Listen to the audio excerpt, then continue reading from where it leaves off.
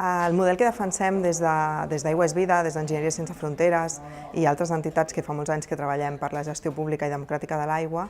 es tracta d'un model de gestió que sigui pública, però que també treballi per la reapropiació i el control ciutadà d'aquest servei. Perquè la gestió de l'aigua a Catalunya ha estat històricament delegada a ens privats,